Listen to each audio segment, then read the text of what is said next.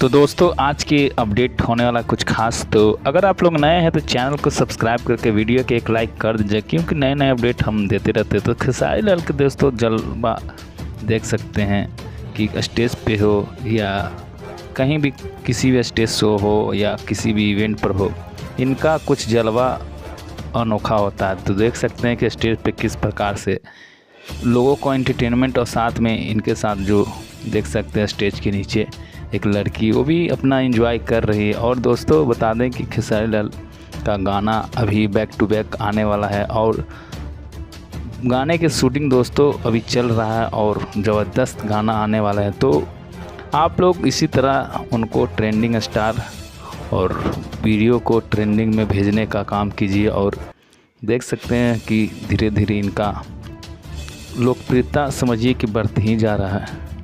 किसी का घट रहा है दोस्तों, तो इनका बढ़ती ही जा रहा है। और देख सकते हैं कि खेसारी लाल का भैया का जो जलवा है वो तो आप देखने करते हैं कि इनका कुछ सबसे हट के